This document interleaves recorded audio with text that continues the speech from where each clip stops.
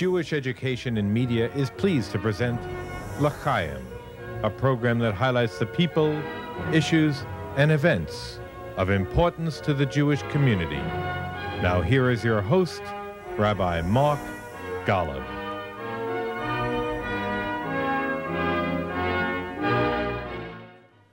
I'm Mark Golub, and whenever we hear the letters IDF, we think of the amazing young men and women who protect the state of Israel as soldiers in the Israel Defense Forces. We imagine tank commanders and paratroopers and ground forces. Those of you who know more about the IDF, you might think of the Golani or the Gewirtz infantry brigades, the Armored Division's tank brigade, or of Sayeret Matkal, a commando unit considered to be the best combat unit in the Israeli army and one of the best special forces units in the world.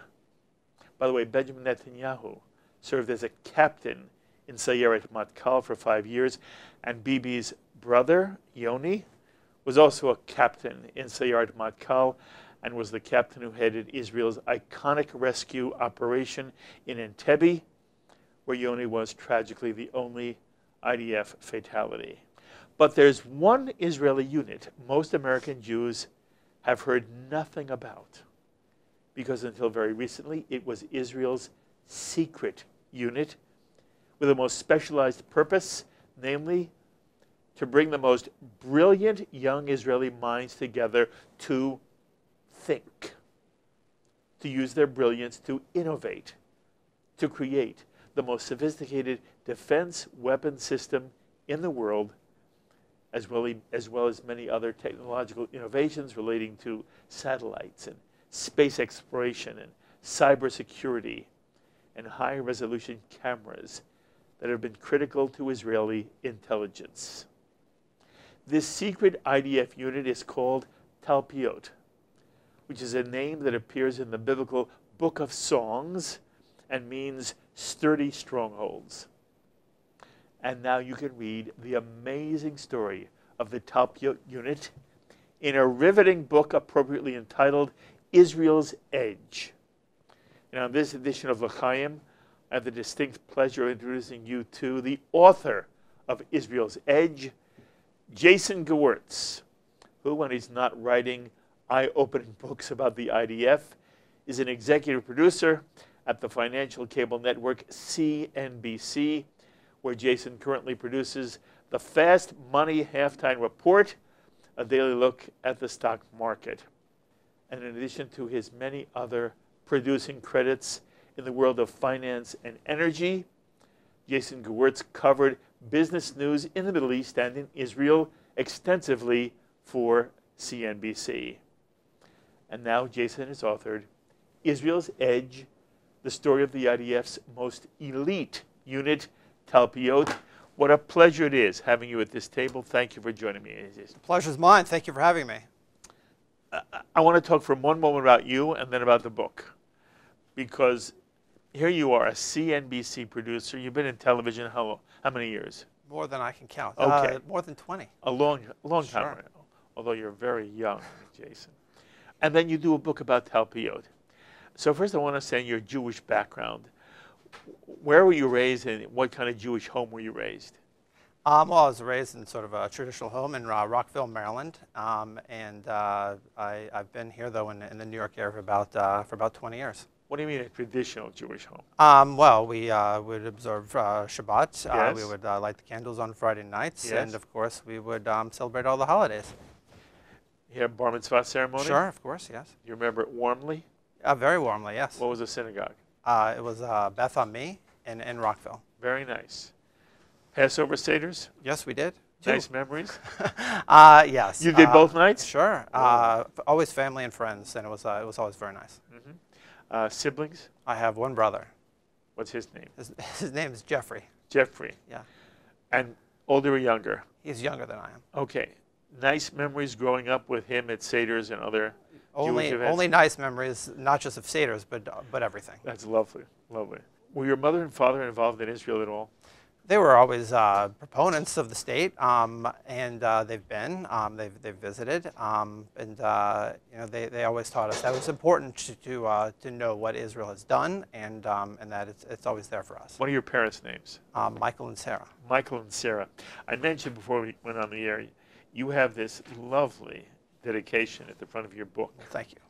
Where you say you dedicate the book to virtually every member of your family. It's lovely.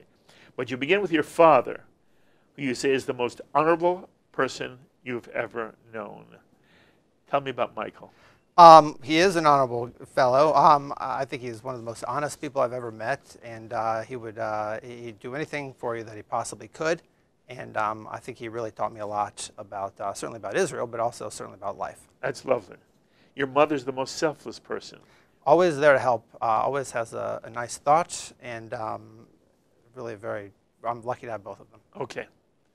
So then the question becomes, how does somebody in television ultimately end up writing a book about Talpiot? And again, at one point, Jason, this is a secret. Sure. Okay.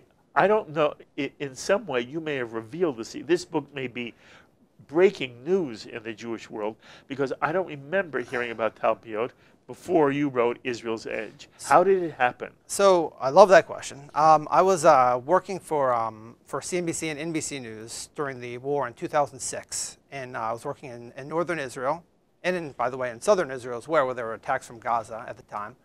During the Second Lebanon War, I'm sure you remember. Sure. And I was working with a reporter from NBC News named Martin Fletcher, who many of you probably remember. And every once in a while, Martin liked to take a day off. And I was there. I was ready to go. I went to cover it, 24/7, and every once in a while, he needed a day off. So he is a veteran, and he knew exactly what he was doing. And so I would follow him on that day off, and I would do other things. But one of the things that I would look at, obviously, is the newspapers to see what was happening. And I kept coming across a sort of a common theme with many companies in Israel, that they were headed by a former graduate of this Talpiot program, which I had never heard of before. It would use the name Talpiot. That's right. Okay. So in 2006, it wasn't a secret. By the way, in Israel, it hasn't been a secret for some time. Okay. I didn't do anything that the IDF would be angry about. And by the way, in some ways, they helped me with the book. Did you have to have permission to do this book? So I did not have to have permission, but it's a very long story as to how I got there and how Tell me the story. Okay, they were. Tell me the story. But anyway, so I was there. I found the common thread with Talpiot, and I decided to pull one string. And I realized that this would be a great book. It would be a great story. It wasn't a TV story because it's too long. Okay, it needed to be told in a book. So I knew immediately that it was a book. After the war, I went to the IDF spokesperson unit, and they loved the idea. They think it's a great idea.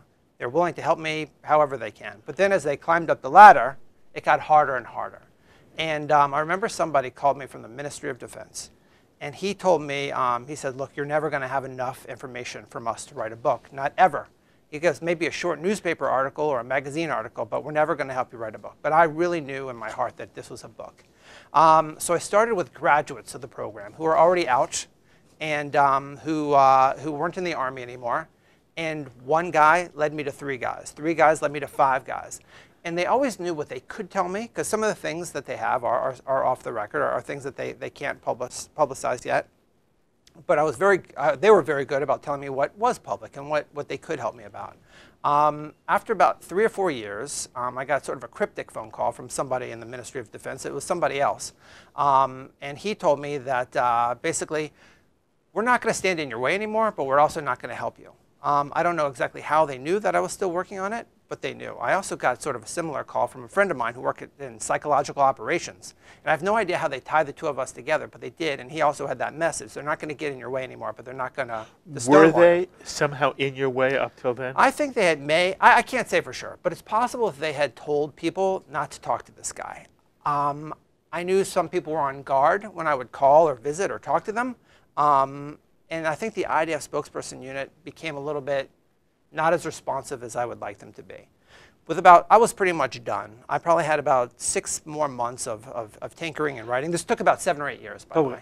I'm amazed it took, you worked on this for a long time. 7 or 8 years of research and writing, yeah. And you were in Israel the whole time? No, Right. So a lot of the time I was here in the United States, and Yes. I traveled to Israel probably 6 or 7 times for the book. And then I also traveled to other cities in the United States where there happened to be Talpiot graduates. Chicago, there's some, and I spoke to some in London. And as you sort of get into this network, they're very helpful. Okay. But let me just tell you at the very end here. So with 6 months ago, the IDF called me and said, how can we help you? And the Ministry of Defense did too. So they saw that I was diligent, that I was telling a good story. The word got back to them. And in the end, they decided to help me. And they're actually very helpful. I, as an American, did not have to submit to any of their sort of censorship rules. An Israeli would, but I voluntarily did so. And we were able to come up with compromises to almost all of the problems that we had. And there were, by the way, some areas that they didn't want me to publish. And there are some areas where I felt I had to back down, and some areas where I made a good argument and they agreed with me. Okay. The book is very comprehensive. Incidentally, this is a wonderful read. It reads very easily, and it's gripping, so that you're a very good writer. For somebody who spends all his life in television, you also write beautifully. I also had a very good editor. Okay. But for you to be involved in this and to stay with it for 6, 7, 8 years, it had to be a passion. It really was. And that's what I want you to. How did it become a passion for you? I was just so interested in these guys and women in many cases, by the way, also who had It's the people, isn't it? It's the people and what they've done and how little publicity there is about it.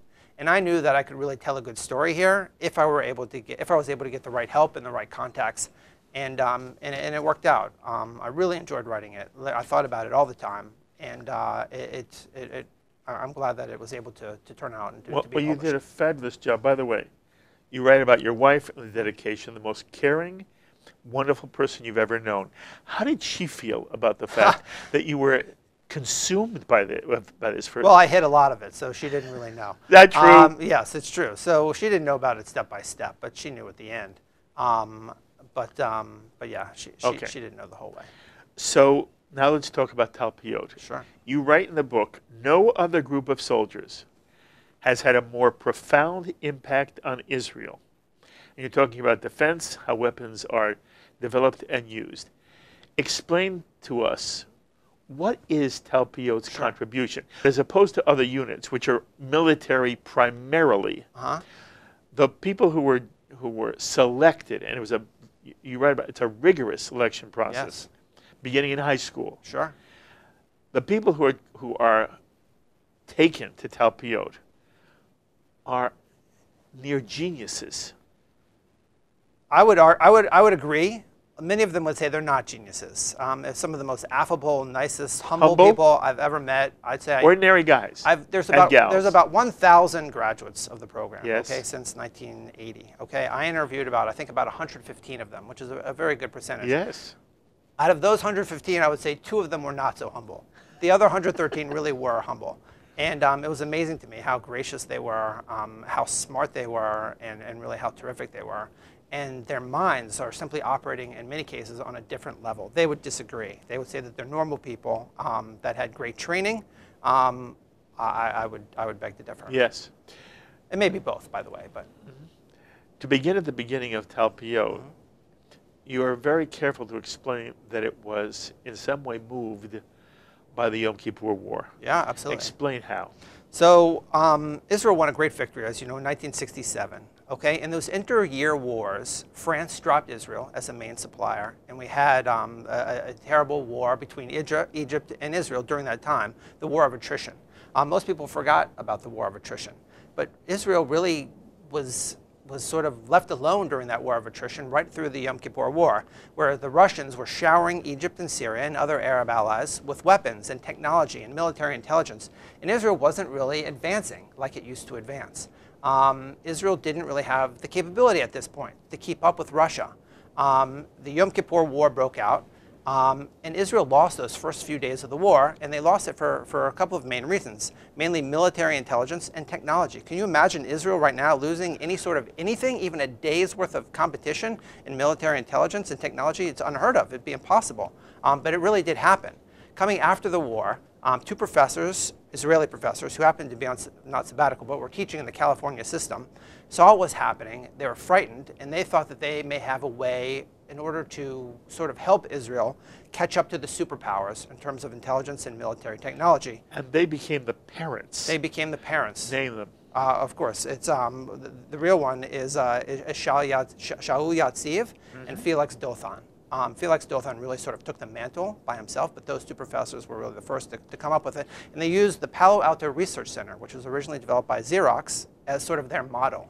Once they got back, they tried to put that into place, but they realized Xerox had more money to invest and park than Israel did into anything. So they sort of had to come up with a different way. And their program, by the way, was rejected year after year. Yes, you talk about how hard it was for them to also break through. And it was not till Menachem Begin became prime minister that there was an Israeli government ready to embrace this. It seems that way. That's absolutely correct. So before that, before Begin won in 77, 78, I think many of the generals in the government were much more interested in rebuilding what they had lost without sort of thinking about what do they need. And of course, there's an argument to be made there also that Israel needed new tanks. Israel needed new airplanes. They lost hundreds of tanks in the Yom Kippur War. And I think they lost about, I talk about it, 25 to 30% of the Air Force during that war. So they needed to rebuild the infrastructure. And these guys were really thinking out of the box. And Israel wasn't ready to think out of the box. What was Yatziv and Dothan really suggesting the IDF do? They were suggesting having an elite program to think, to help people sort of get Israel a generation ahead in terms of military technology and intelligence, and to keep on par with the superpowers, certainly Russia, China at the time, and really, to be honest with you, the United States as well. The United States, as you see from time to time, will make deals and has other allies beyond Israel in the Middle East. Israel believes, and Dothan certainly believed this as well, that Israel really needed to keep up to a certain extent with the United States on these levels because the United States always had the power to sell these great weapons that in many cases only the United States can mass produce to Saudi Arabia and to other countries in that area, Egypt as well, of course. We just saw actually recently the United States signed a huge memorandum of understanding with Saudi Arabia for weapons. So Israel has to keep up with the United States, and they certainly feel pressure to do so. Okay. You indicate that the IDF, however, was adamant that even though these particular people in the IDF, their primary goal was to think, they also wanted them to be soldiers. Absolutely. Soldiers first, actually. All along, they went through basic training. They often went through basic training with elite soldiers. Oftentimes, the paratroopers were the main people that they would go through basic training with. For your first 3 years of this program, what you do is that you're at Hebrew University and you're studying 4 years of material in 3 years. There's really no vacations. You're with Talpiots all the time, and you're learning physics, you're learning mathematics, and computer science at a very high level. Don't forget, Israel is a country where most kids don't go to college until they're 23, 24 years old. So here you have these 18-year-old kids that are learning learning faster than kids 5 years their senior. And they're learning those 3 disciplines. During what normal people would call a vacation, instead what they do, they take a break from their studies to go out into the field, to learn how the tank drivers drive their tanks, how the gunners fire their weapons, etc. They had to be part of every unit. Every single unit, correct, so that they could really see the landscape of the entire IDF. And then the goal here is to be able to combine that classroom learning with what they learn in the field in order to become really research and development geniuses. In addition to that, by the way, after their 3 years, this is a 10-year program, by the way. No other program in the IDF is like this. It's a 10-year program. They must commit to 10 years. You must commit. So imagine being 17 or 18 years old and committing to something for the next 10 years of your life. That's more than half. It's more than half of your life. What kind of young person is attracted to Talpiot? So people who are certainly very motivated to learn and who are very motivated to help the state of Israel. Okay?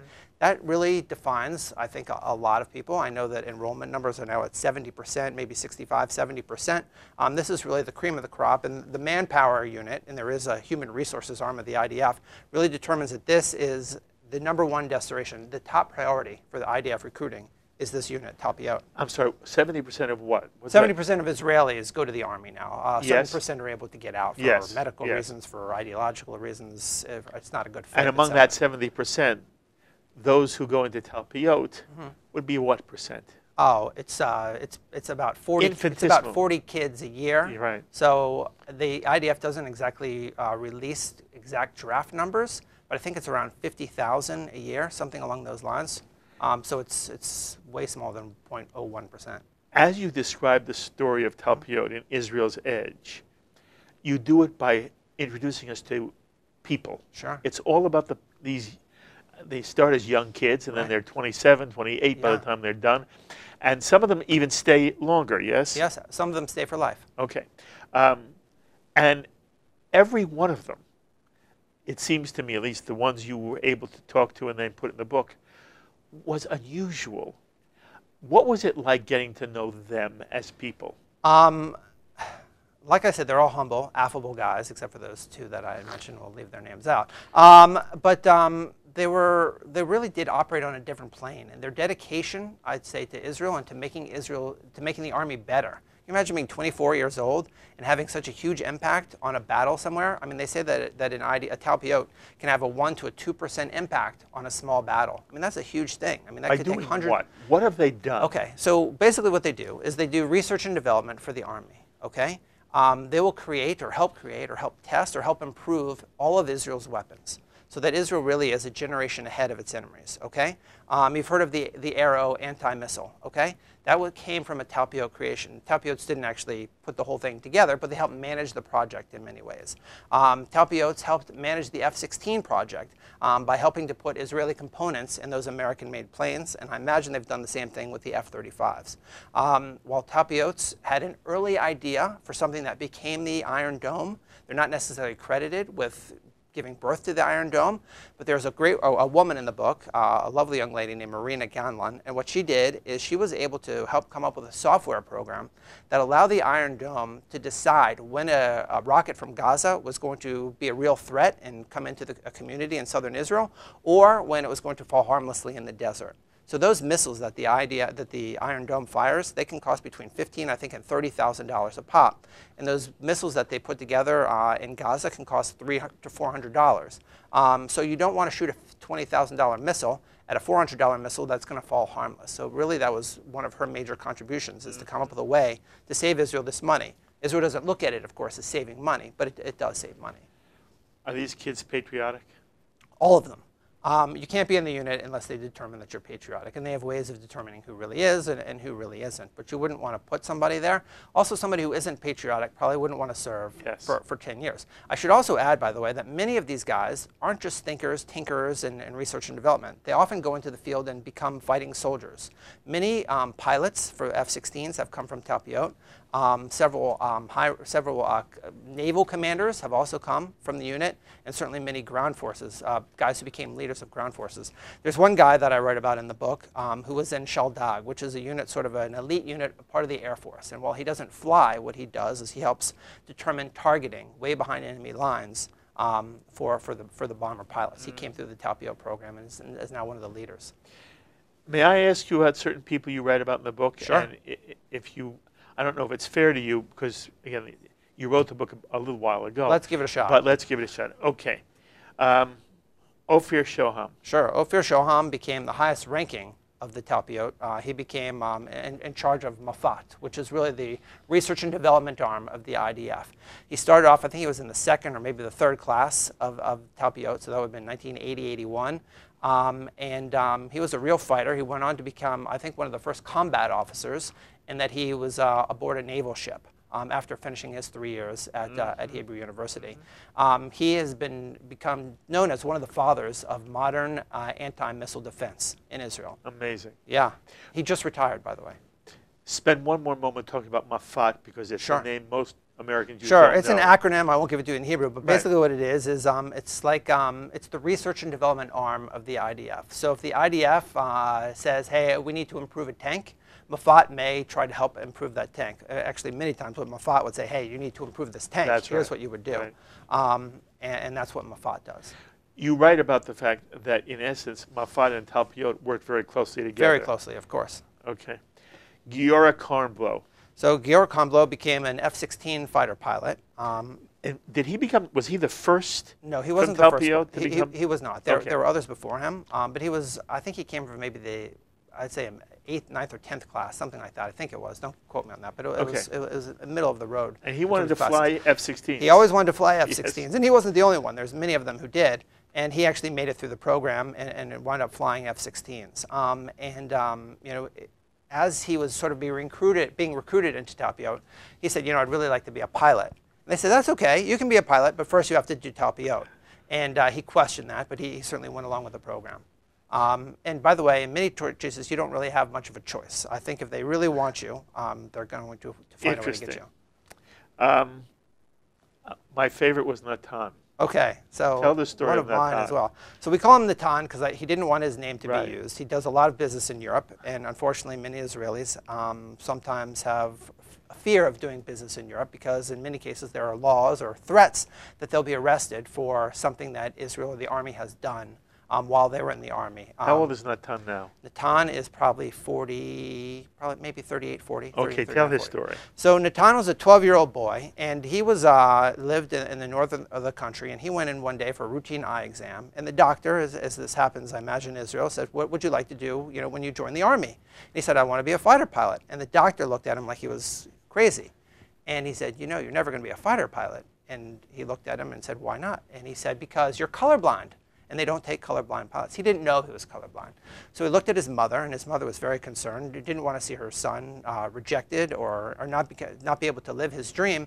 And he literally said to her, don't worry, Mom, one day I'm going to create planes that don't need pilots. And he became the father of the modern-day drone program in Israel. And that's not all he did. He was also very interested in cameras. So along the route, while he was doing Talpiot, he came up with a camera that really improves upon the vision of a drone. And then he decided when he was 24, 25, you know, I really always wanted to be in the real Green Army also. It's another dream of mine. So he went back and he started, you know, basic training as a regular cadet. And he wound up becoming a commander in now a reserve unit that's designed to go way behind enemy lines, you know, 15 miles behind enemy lines, and killed approaching tanks before they get a real run at Israel. So here's a guy, this is a dream of Talpiot. Okay, they have this guy who invented a camera that goes on a drone. Yes. And he also, by the way, a camera that can also go on a shoulder-fired missile.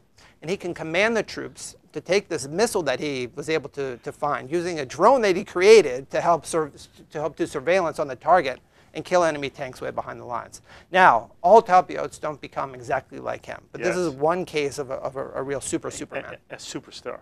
No question. Boy, tell the story of his encounter with the head of the Israeli Air Force. So he was, I think, a second year or so in Talpiot, and they were talking. He was a kid. He was a kid. He was probably, you're right, he was 19 years old. And they do tours of sort of Air Force bases, Army bases, et cetera, as they're going through the program. And he was looking at F-16s and F-15s, and a top general in the Air Force had told him why they just invested so much money in the F-16s. And he said, well, why would you do that? Doesn't seem like a good plan. It seems like the F-15 would be sort of the better way to go. And they're taught to challenge the leadership. They're taught to think on their own and not just take for granted what they're told. In the United States, I don't know what happened. There may be a reprimand. But in Israel, they actually like the criticism and they like the questions. And they're able to have a give and take, whether it's a general to a private or whatever it is. The generals don't shy away from those tough questions, and the privates don't shy away from asking them. Yes.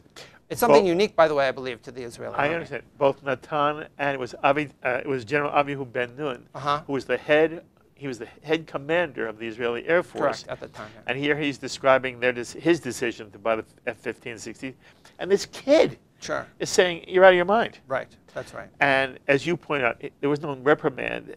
It was appreciated. Correct. A lovely, lovely story. They're taught to challenge. Yep. And he was my favorite. Harel. Harel. Harel is the one who is moved when AOL buys ICQ for $287 million. Sure. And that brings us to a different aspect of the people who go through Talpiot. Right. So about a third of them, as you said, stay in the Army throughout their careers. About a third of them go on to be professors all over the world, and a third of them go into business, executives. And they've created some of Israel's most valuable companies. So ICQ is actually before Talpiot. Some of them were probably involved on the back half, but they weren't involved in sort of the birth of that company. But they did Compugen, which is a name many investors would know. It trades on the NASDAQ. It was really sort of one of the first companies to map the human genome, came right from Talpiot graduates. XIV, one of the first cloud computing companies, came from Talpiot. That company was bought by IBM, I think, for about $400 million. Another great company is a company that makes the memory, or really improved the memory in everybody's iPhones. It's another one. There's really a great growth of leadership and executive leadership that has been born from Talpiot. So not only they're creating weapons, but in Israel they're also creating jobs. And that's something that also Israel obviously needs very much. Have any of the Talpiot graduates, after they leave Talpiot, develop corporations that become wealthy? Absolutely.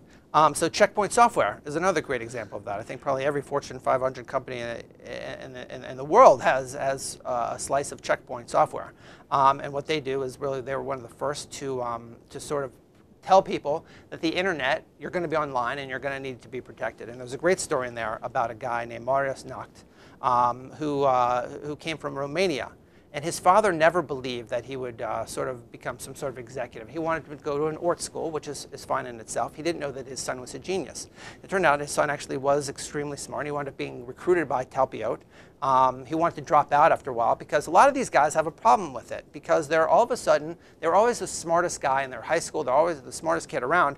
And now all of a sudden they're in a classroom with only the smartest kids. And he wasn't excelling. So he wound up getting some help, some psychological help, actually, and they're very open about it. And after that help, he really started to excel. After his 10 years in the Army, he wound up working with the Jamaican Air Force in order to improve their radars because he loved being in Jamaica. After that, he was asked if, to start one of these, sort of companies out of his friend's basement. He wound up doing that, and it morphed into Checkpoint. When he first started selling Checkpoint, he went to a company, I don't know if I won't say the name, it's in the book. And they were completely... Well, if it's in the book, say the name. They were completely shocked. They were completely shocked that anybody could think that at some point there'd be some sort of an internet where people would go and do their banking or shopping online. The chief technology officer of that company wound up getting fired shortly after he rejected Checkpoint, saying we didn't need your product. And of course the internet really bloomed, and they were really the first one in the space. But he describes himself, Marius Nacht, as a traveling salesman, traveling Jewish salesman, who literally would live in his car for 6 months at a time, going from company to company in the United States, explaining the new need for this new technology that they had developed. And he was right. He was right on. That's correct. Talk about Talpiot's connection to the space program in Israel. Sure. I don't know if everybody realizes this, but Israel is very active in space. Beyond in terms of satellites, they have many that are for commercial use, but also, of course, for military use. There's a story in there for one kid in Talpiot. He didn't really know what he wanted to do after his first 3 years, with his 7 years in research and development, until they took him to Palmachim Air Force Base, where they launched the rockets from. And he said it was an eye-opening, magical moment for him. He spent the next 6, 7 years of his life working on one camera that could be operated better from outer space. And it was a huge success. He says you can't quite see license plates like you see in the movie. He says, but you can see pretty much everything about that. And he really wound up to create sort of that technology. I think Israel has launched 12 or 13 indigenous satellites now, at least with the military program. After he wound up leaving, he didn't want to stay in the military anymore because he decided that was really the pinnacle. There was nothing that he could do beyond what he had just done to create this thing that you could operate with a joystick from outer space. And then he would also brief intelligence officers about what they were seeing sort of through the images that would be sent back. He wound up working for a company called Nano Retina that helps, that's going to help people who have eyesight problems, people who are blind, see again through this artificial retina, which comes right out of this, right out of the camera that he helped create. That's in space now. It's amazing. Yeah, these kids, these guys, really are amazing. Amazing, and you know, the word elite is used a lot in relationship to Israel in general and the IDF. Very often it's elite unit. It's an elite unit. Sure. And I'm not saying it isn't. There are a lot of elite units. There are. Deservedly so. Exactly.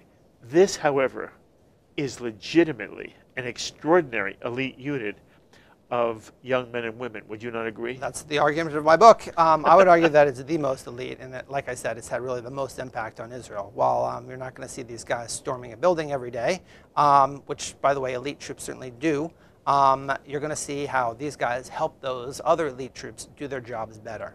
And without them, Israel would not be in the position that it is in now, militarily speaking, and certainly on the intelligence front as well. Many of these guys also go on to work with the Mossad, and many of them also go on to work with Unit 8200, which is sort of the equivalent of the Yeah, but we NSA. talk about 82. You're right about 8200, and I don't think many American Jews know what that is. So 8200 is an elite computer unit, and what they do is they are able to tap into all sorts of computer and technology and telecom units all over the world, and communication networks all over the world.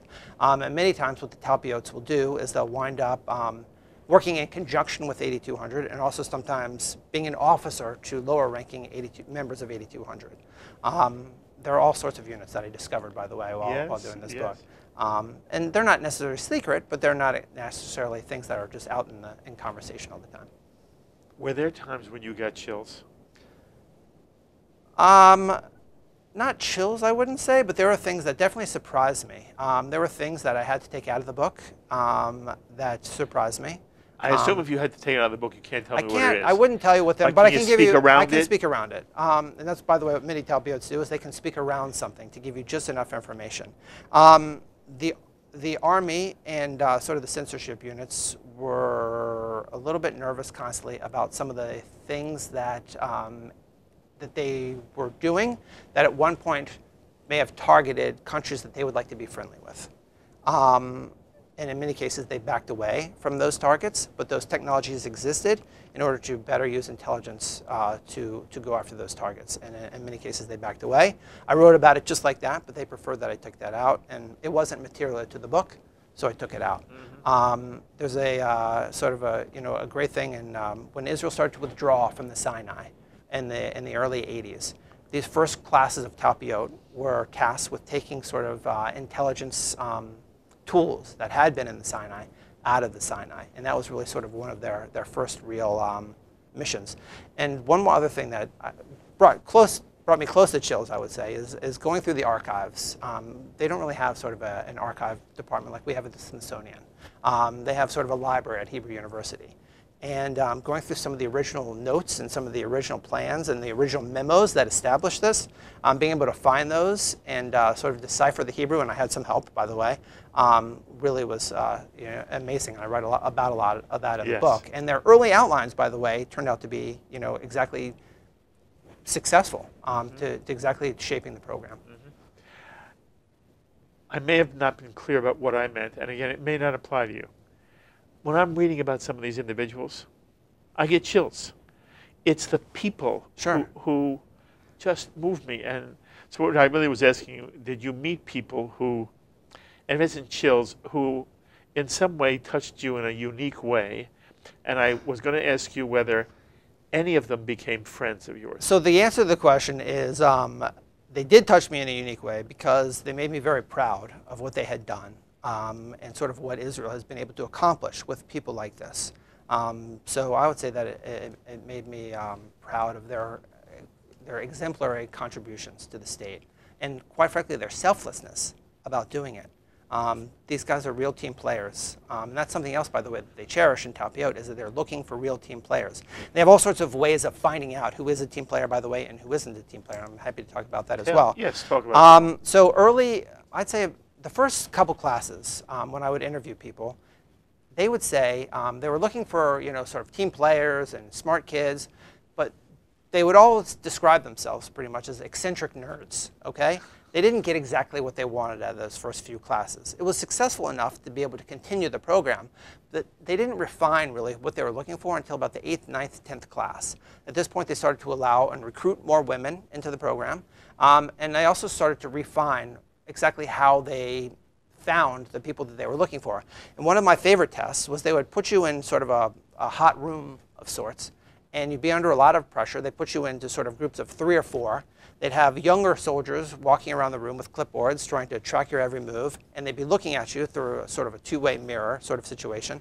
And they would give you a complicated task that was impossible to complete, and they would say who got frustrated with it and wanted to give up or got angry or frustrated with their teammates, and who, by the way, could lead without sort of any monetary incentive for the other guys and without sort of yelling or screaming.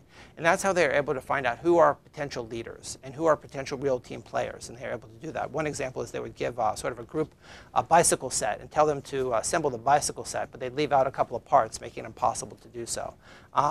They would do all sorts of building projects, things with shoes and laces, and in many cases these things were impossible to complete, but they wanted to see who would get frustrated and angry. And if you got frustrated and angry, if you get frustrated and angry, generally, I can't say that you wouldn't make it all the time, but many of the times that was, a negative. That was seen as something that you wouldn't be able to advance forever in this program. By the way, the IDF isn't always right about who they take in. They lose a third to half of the recruits. They don't make it past the first year. So that first year, you wind up losing many of the recruits simply because they can't keep up with the speed of the schoolwork, the coursework, and they just don't fit in with the other kids. And in that case, they may go on to be successful in other units, but not necessarily Talpiot. When you talk about the fact that it gave you a sense of pride, there are so many things that are not spoken about in the American Jewish community about the state of Israel. When we talk about Israel, almost always it begins with the Israeli-Palestinian conflict. And how can there be peace, and who's at fault? And there's also at the moment a feeling among many who are disappointed in Israel. It's moved to the right. The Orthodox establishment seems to be gaining in its ability to influence Israeli life. So many in the American Jewish community are just uncomfortable with things having to do with Israel. Then we hear this kind of story. When I hear you talk about how it instilled pride in you, I'm saying to myself, I wish, first of all, everybody should read your book. Thank you. Israel's I hope Edge, they will. Israel's Edge. But knowing about the extraordinary things that Israel does, one of which is Talpiot, it gives American Jews a better perspective. Do you feel that's an accurate description? So I'm not an expert on that. I can't exactly tell you how people should feel about Israel. Everyone, it's obviously complicated. I would hope that in one way or the other, everybody wants to support it, however they want to support it, whether it's two states, whatever it is, and hopefully we can all sort of define what that is at some point. Today's probably not the time to do it. Having pride in yourself is important, and I think this is, in many cases, Israel's part of us. Yes. Well, do Israelis know about Talpiot? Absolutely. So there are also companies now in Israel that will put out a wanted ad for a new employee and say Talpiot only apply. Wow. That does exist. In fact, I saw some examples of it happening in Northern Europe as well. Someone must have gotten sort of hold, and they may have been looking for employees in Israel and saying Talpiot only apply. At some point, that may become part of the lexicon in California. The problem is there's not enough Talpiots to go around for everybody. Okay. And I did ask you, did any of them become friends of yours? So I'd say acquaintances, not necessarily friends. I keep in touch with a lot of them, but it's a very tight-knit group, and I wouldn't fit in. Quite frankly, I'm not smart enough. And they really have done so much with their lives, and they're really operating on a higher level. Okay. So, but you did like them. Oh, yeah, absolutely. They were terrific. I think we got along in all cases, and I think they appreciated what I was trying to do here. And by the way, I'm trying to make as many of the proceeds go to charity as humanly possible. So I was doing this, as a great project for me, but I didn't necessarily want to benefit from all of their stories. Mm-hmm. Okay, as we get near the end of the book, you have a chapter called Reunion. Mm-hmm. And it's like paragraph after paragraph about the individuals we've met along the book. Sure. I thought it was a fascinating way to kind of go full circle. I want to know how that idea came to you, and then how you feel about the Reunion chapter. I haven't seen it in other books. Sure. I think in Israel, many of these guys who are in any of these units, by the way, do become a family. They become really close-knit, and there's no difference, I'd say, with Talpiot. The difference is that these guys also have a real networking sort of organization that they put together. I think they meet once a quarter, 4 times a year, once a quarter, at a university, or somebody gives one of the Talpiots gives a lecture on something, be it space, be it military technology, physics, whatever it would be, and they all sort of come together at these units. They also say that you're never more than 1 degree separation away from another Talpiot, and they know exactly if you can't do something, you know someone who can, or you know someone who can lead you to that, whether it's in business or whether in your personal life or whatever. They really form a tight-knit unit, not only while they're in the program, but once they're out of it as well. And by the way, whether you're in the second class and you're 53 years, 54, 55 years old right now, you can also be just as close with someone who just graduated from the program who's 30 years. So even though you may be separated by 25 years, you're not separated in terms of sort of how you get along and how you think. And Talpiot's really sort of a real clique about them. That's lovely. And therefore, you decided what for the reunion chapter? Well, I decided that it should come full circle, and I wanted to show what each one is now doing, sort of at the end. That was sort of a suggestion, I believe, of the editor. I can't take full credit for that, but it was a good one. I had the material, and she helped put it in the right place. I loved it. Okay. And then you end with talking about the future. Sure. So how do you see, and it's not about the future simply for Talpiot. Right. But as, at this point in time, as you look at the future of Israel, what's your sense of where Israel is going, and if you want to tie Talpiot in, do? Look, I think Israel's under a constant sense of danger, and rightly so. I think they're surrounded by enemies. They live in a very tough neighborhood, and I think we all need to understand that. At the same time, Israel also has the responsibility, and Israel knows this better than anyone, that to sort of keep a humanness and an openness about it. And that's a very sort of tough, those are 2 tough roads to sort of merge together. I don't know, I can't say how they can do it, but hopefully they will. I know they've also had sort of a more tense relationship with parts of the Jewish community. I hope that gets solved as well. I think we need each other. I'm not smart enough to say how that happens, but hopefully people smarter than me, like you, can help figure that out. So I hope that answers the question. Beautiful. So you write about your 2 girls. Be whomever you want to be, but be good and do good. You're a lovely father. How old are your children now, your girls? 4 and 6. Oh, they're still little. Still little, yeah. So still time to be good and do good. With you as a father, they'll do both. Do you plan on going to Israel anytime in the near future? I have no plans to go, but I'm always looking to go. Did you like it when you were there? I've never had a bad day. Really? Sure. Who's had a bad day there? What's to worry about? It's a really very nice place. Many other places are nice also, but I think we all enjoy being there. Has your wife been there? Yes, sure. Why sure? Oh, she's been a couple times. She has family there, so she's been able to go a few times. Yeah. Have you gone together? Yes. Yes. Okay, so it's lovely for you. Yeah. Yes. I hope you go often, and I hope that when you go, you meet many of the people who you've written about and who you care about. As you look forward now to where you're going, any interest in writing another book? Maybe at some point. I don't think I'm there right now. Okay, about Israel or something totally different? I would have to wait and see. I don't know. Oh, I was hoping for some breaking news. No, sorry. It's fun. It was a fun project to do, but it was an enormous amount of work, and I don't know how I don't know how you did either. 8 years. It was a long time. Good for you. You're wonderful. Oh, thank you for having me. Are you kidding? You're wonderful. You've written a wonderful and an important book. Thank you. I wish you kol tuv v'atzlacha with it. It should be on every Jewish bookshelf in every home. Thank you very much. And people should really get a chance to understand some of the things that you've written about. You write beautifully, and it's a wonderful and important story. Thank you, Jason. I appreciate it. Thank you very, very much. Thank you. Jason Gewirtz, senior producer at CNBC and the author of an eye-opening and uplifting book about what until now has been one of Israel's best-kept military secrets in terms of American Jewry. It's entitled Israel's Edge, the story of the IDF's most elite unit, Talpiot.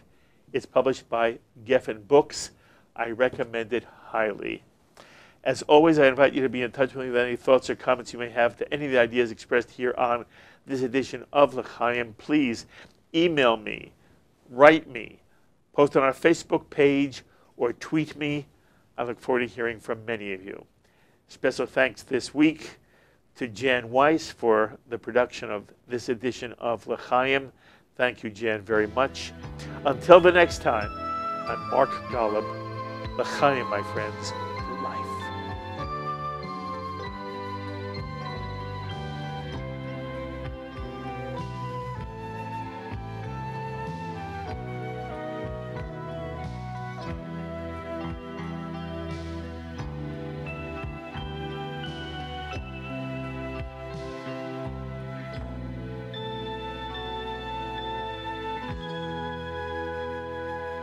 L'Chaim is a presentation of Jewish education in media.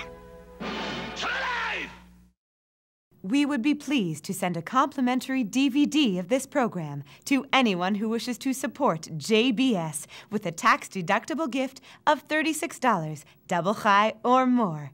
Simply visit the JBS website at jbstv.org and click on the Donate button to make a donation by PayPal or your credit card.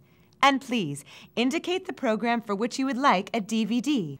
Or you can send your tax-deductible check to JBS, P.O. Box 180, Riverdale Station, Bronx, New York, 10471. And again, please remember to indicate which program you would like to receive with our compliments. And we thank you for your kind support.